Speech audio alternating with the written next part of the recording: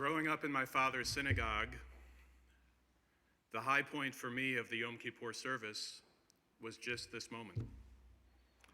Right after the Torah is placed back in the Ark and before the Musaf begins, the Hineni, the Chazan's prayer to God on behalf of the entire congregation. I was blessed with some incredible Chazanim growing up and continue to be. And the Hineni was always the showstopper. In some synagogues, the Chazan begins this prayer from the back of the sanctuary, continuing the chant as they slowly make their way to the bima, symbolizing the Jewish principle that a true leader of a community is one who is humbled by the task they have been assigned before they plead to God for mercy and compassion on our behalf. It's a powerful moment each year, but in this year of grief and of loss, it's our solemn duty to call upon other members of our global Jewish community to recite a different Hineni on our behalf. As Rabbi Harris mentioned, during this year, our community has formed a new bond with Kibbutz Nir Oz. Some of us have visited Nir Oz in Israel. Some of us were blessed to have hosted over 40 parents and children from Nir Oz here in Maryland during Shavuot. Today, in this moment of Hineni, we are honored to have Carmit, Palty, Katzir, and her family with us. Carmit was born and raised in Nir Oz. On October 7th, her father was murdered, and her mother and brother taken hostage by Hamas terrorists. While her mother was released in the November hostage deal, her beloved brother, a beloved member of the Nir Oz community, was murdered in captivity this spring, and his body returned to Israel. Carmit is a remarkable person. She's been a true and courageous leader in the hostage family community all over the world since that terrible day. She is here to help all of us bear witness, and for all of us to focus our Hineni prayers for mercy and compassion for our beloved people. One more time, before the book is sealed, we thank her for making the journey to be with us. Carmit.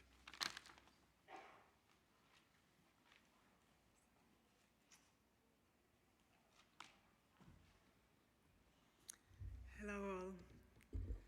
So as Salo said, my name is Carmit. I'm from Kibbutz Nir Oz, but I don't live there for more than 20 years now. I want to share with you some of my story, some of my family's story. Both my brother, Elad Katzir, we are 3 siblings. I'm the youngest, Elad was the second one. And my parents, Hannah and Rami Katzir, were lived in Kibbutz Nir Oz for many, many years, all their lives, actually. They lived in 2 different houses, Elad in one part of the kibbutz and my parents in other part of the kibbutz. On October 27 last year, we all woke up at 6:29 a.m.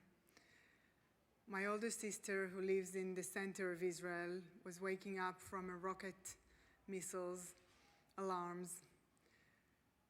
And my brother and parents were waking up for the same alarm, but they have different fate. Terrorists has entered my kibbutz in a scenario that we couldn't anticipate. We were always told as young kids that this is the worst case scenario and it may never happen, but if it will happen, maybe 1 or 2 terrorists will enter the kibbutz, but then we don't need to worry because the army is protecting us and will be there in 5 minutes top. So in that day, by 7 a.m., someone from the kibbutz, Sagi Dekel-Chen, who's still being held in hostage and is an American citizen as well, saw soldiers. They looked like soldiers, but he can tell that they're speaking Arab and that they're terrorists. And he texted the whole kibbutz in the communication system that there are terrorists and everyone should lock their homes and lock their windows and lock their safe room and stay safe because there are terrorists inside the kibbutz. My brother told us that and we just couldn't believe. We texted him, "Are you sure? Are you sure? Terrorists inside the kibbutz? This is unfathomable." And he said, "Yes, there are terrorists inside the kibbutz."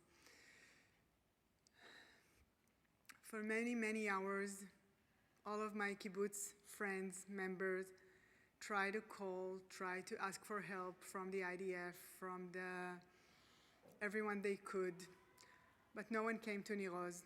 Not the Israeli soldiers, not the police, not the Shabak, not the Mossad, no one. Our own brave 4 or 5 people from our security Kitat Konenut took their personal guns and went to fight more than 600 terrorists. So that was the ratio. And they fought as much as they could, but the terrorists just broke into the kibbutz, all homes. They burned, they slaughtered, they murdered, they kidnapped, and they raped. They did the most horrific things that animals does not do, but they have done it. And as Salo and Rabbi Harris mentioned, every 1 out of 4 people from my kibbutz either kidnapped or murdered. And our small and sweet and peaceful community today is lacking and sad and broken and full of faith to rebuild Nir Oz. That day I knew that there are 3 people from my family that are missing, my brother, my father, and my mother. Later on that day, we knew that my father was murdered. And the day after that, on October 8th, we got a video showing my mom, a sweet, kind, 77-year-old woman who wasn't healthy to begin with, were being dragged and put on a motorcycle and dragged into Gaza. She fell twice, she got wounded, and she was there being held hostage with other members of my kibbutz for 49 days until she was released in the November ceasefire deal. She came back to us alive. I have to say barely alive because she came back to us really sick. She's been through a lot. She was in a hospital for more than 7 months. And only in last July, she was well enough to go to a different place, to an assisted living place. She cannot go back to the kibbutz. Her house is burnt. She learned after she came back that she lost her spouse, my dad, and that Elad, her only son, is being held in Gaza. I fought as much as I could, and I keep asking myself every day whether I should have done more, because the outcomes are not in our favor. There are still 101 people who are being held hostage, a baby, a young toddler, women, soldiers, men, elder people. 29 of them I know personally. We kept fighting for Elad and for all other hostages all over the world. I think I've met personally with every person you can or can't imagine, maybe other than President Biden, but I've met the Israeli Prime Minister, the Israeli President, the Israeli politicians, many people from the IDF. And I had only one message to tell them. Look what happened when you are being able to promote a deal that saves lives, the same as happened in November.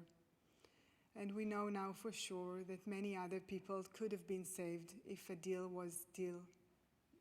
happened, if a deal could have saved my brother's life, and it didn't happen. It didn't happen on time for my brother, who is being executed in Gaza. and it didn't happen on time for 20 other hostages who were being kidnapped while they were alive and being murdered in Gaza. I want to share with you something I wrote 3 weeks after my dad was murdered. He was buried 3 weeks after he was murdered, because the situation in Israel was that there were so many murdered people, so it took a lot of time to find out who's being held where. We had more than 1,500 people who were murdered on October 7th, and many more ever since.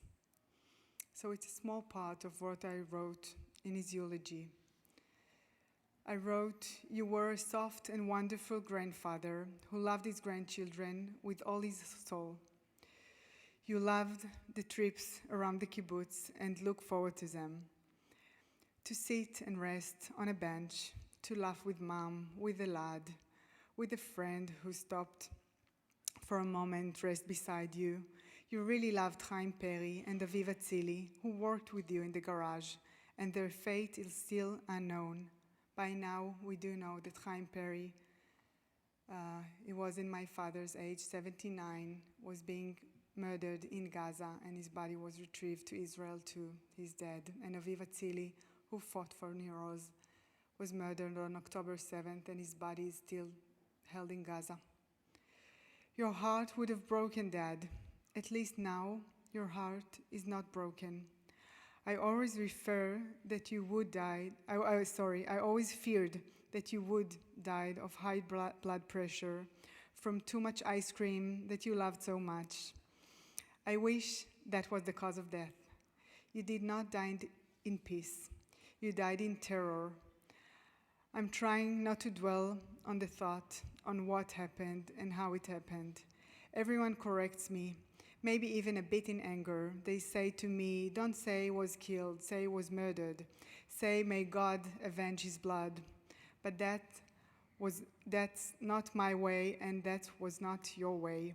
We believe in the human spirit, not in revenge and not in blood. We had enough of it. We believe that the instinct for life prevails over the instinct for death, in the desire of all humans to live a good life, that there is still hope for this place. Rest in peace, Dad. I love you.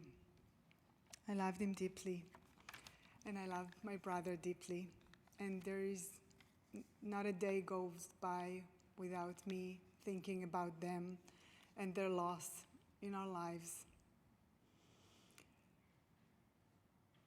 But as much as I just want to sometimes just be in grief and mourning, I keep thinking that there are 101 people that are counting on our fight, that we can't be despair and we can't give up and we can't be indifferent. We have to fight every day, and every one of us must think every day, what have I done today to help the hostages?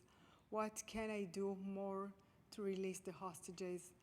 Where is the place I could put my pressure, my thoughts, my prayers, my actions? And in this Yom Kippur, I mainly call our leaders in Israel, in the United States, in Hamas, to put an end to this war and to release all hostages. There is nothing more urgent, more Jewish, more human than to release the hostages. Thank you.